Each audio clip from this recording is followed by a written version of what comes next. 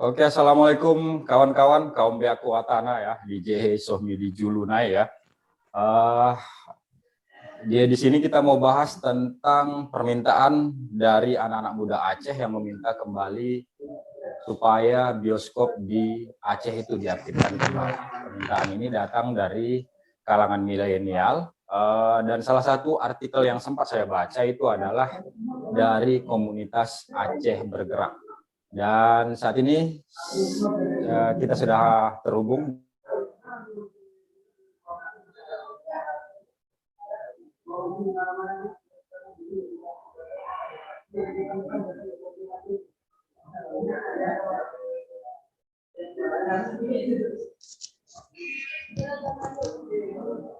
Halo.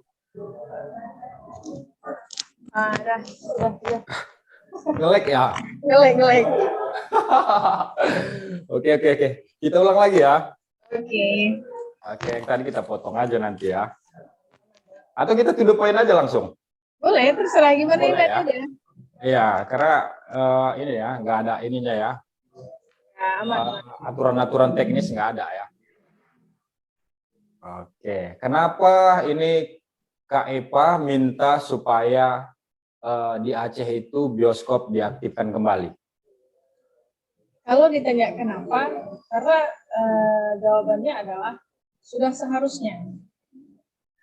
Kenapa sudah seharusnya? Pertama, kita di Aceh itu udah punya dari dulu tuh kita udah punya sinias yang memang memproduksi film.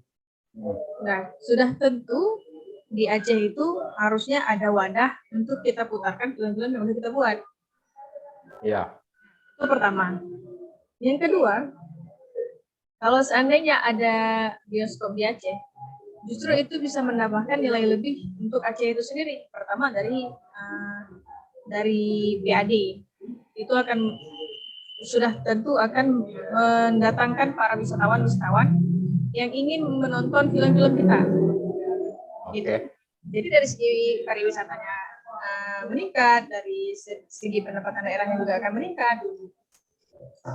Itu menurut saya kreativitas juga diasah ya. Kreativitas juga diasah, terus pasti sudah tentu kaum muda lainnya akan merasa juga mereka butuh nih gimana?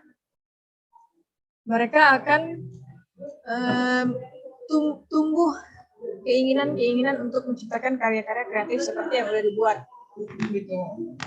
Sekarang kan sebenarnya kalau mau berkarya nih Kak, ada komentar juga ya yang tentang ini ya. Kalau mau berkarya kan nggak mesti harus ditayangkan di bioskop. Sekarang ada media YouTube, ada video.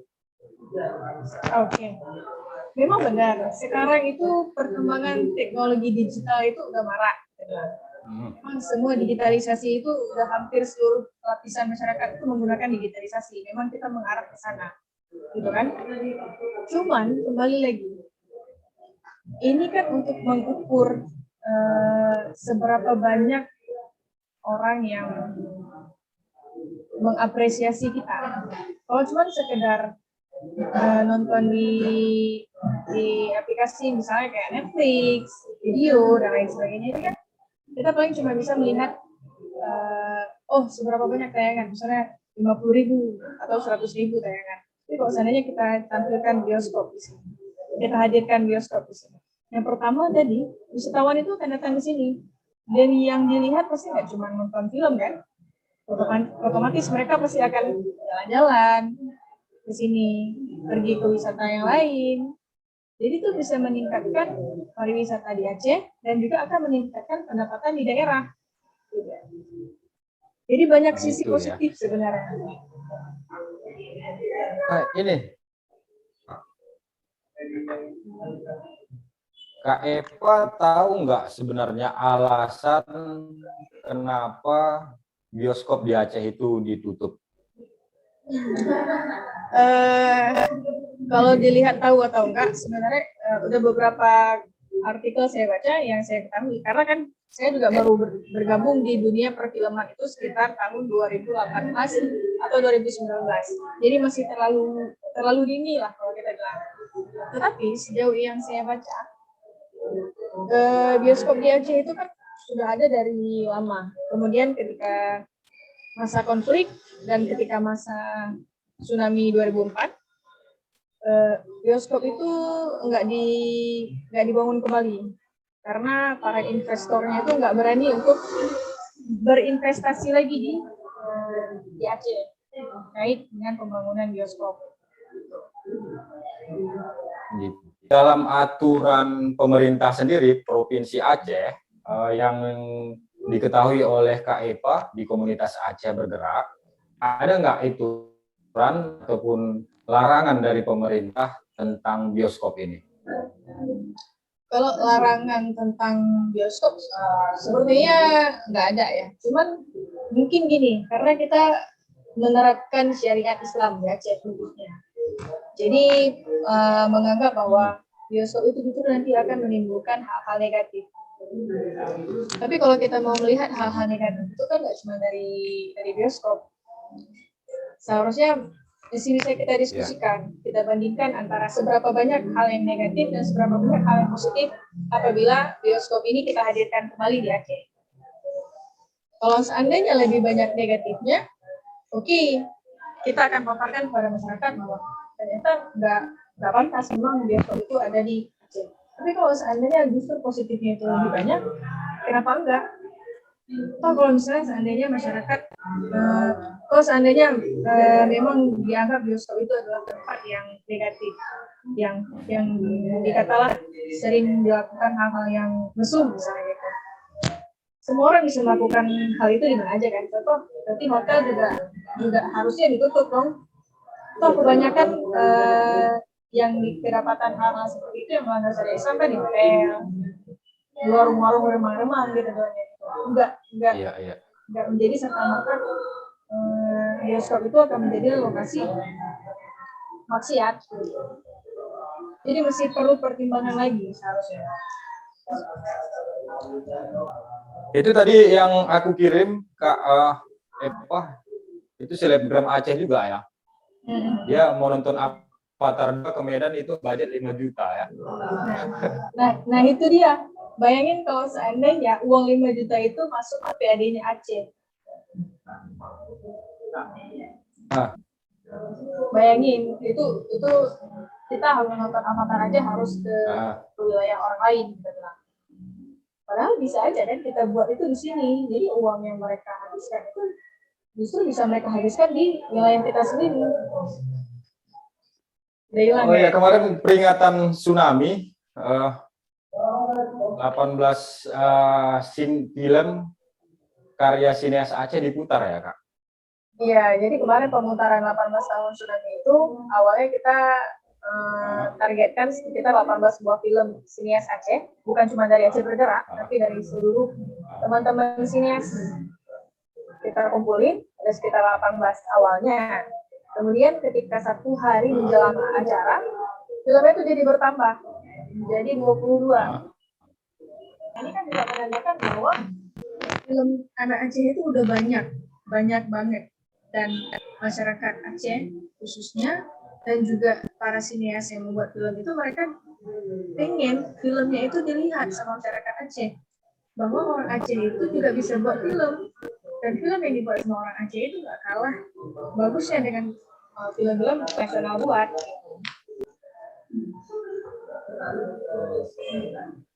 Itu 18 karya anak Aceh itu bisa kita akses nggak melalui internet Kak?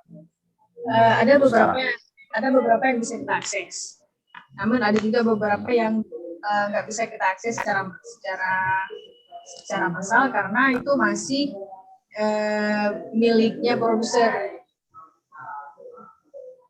Jadi kemarin kita juga bekerja sama, pemutaran itu kita bekerja sama dengan Balai Pelestarian Kebudayaan BPK,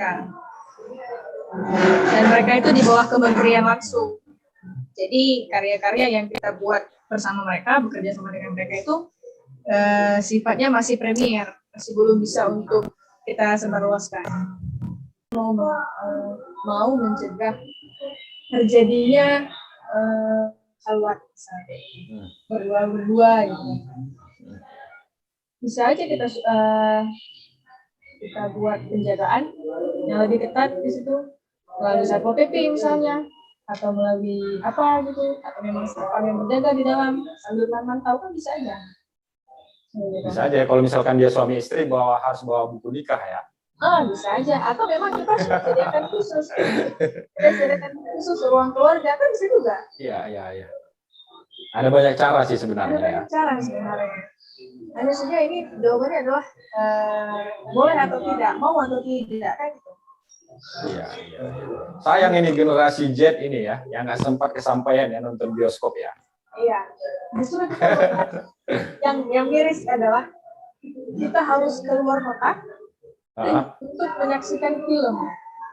Dan bisa jadi terkadang yang buat film itu juga salah satunya ada orang Aceh. Iya.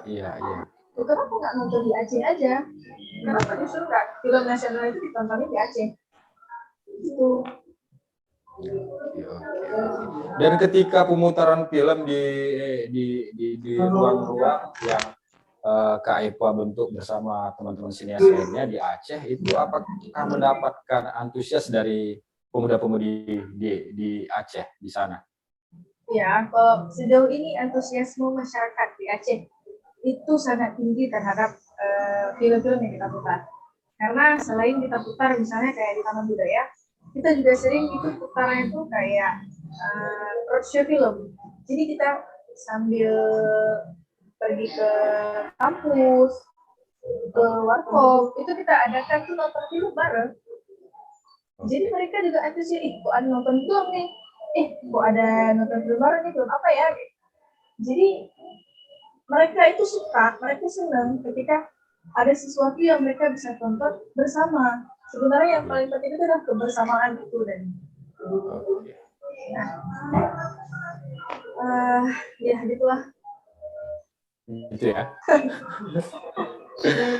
Oke deh Kak Eva, ini thank you ya. Kapan-kapan main lah ke Sebulu Salam ya. Iya. Di sini ya. Kemarin kami tahun 2021 sekitar bulan 9 perjalanan dari Banda Aceh ke kita mau buat film judulnya Utari Merempah Ruah di Timur Sumatera. Jadi perjalanan kami itu jalan dari Banda Aceh ke arah Subul Salam, tembus sampai ke Barus, ke Padang Lawas, kemudian kita ke Toba, dari Toba baru kita pergi ke Medan. Dari Medan baru kita balik lagi ke Banda Aceh. Itu khusus buat film selama 10 hari. Itu filmnya udah jadi, ada sih aku lihat di udah jadi dan saya akses di YouTube. Udah tayang di YouTube. Udah tayang di YouTube. Oke. Di nama YouTube-nya apa Kak?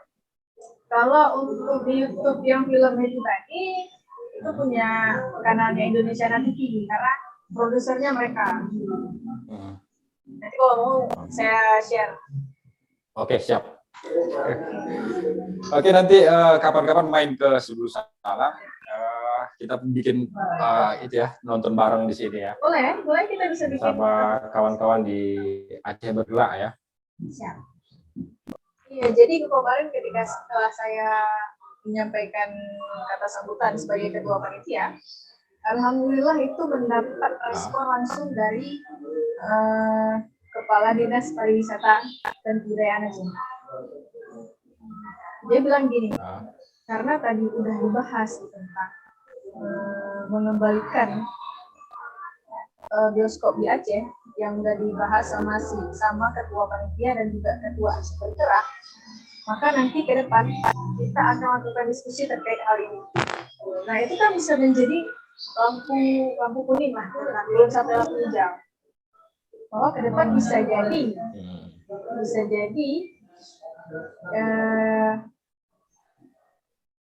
isu bahwa bioskop akan dimunculkan lagi di Aceh itu bisa terjadi. Kita berdoa aja dan kita berusaha bersama. Ya. Semoga apa yang kita inginkan ini, cita-citakan ini ya seiring berjalannya waktu akan terwujud. Semoga ya.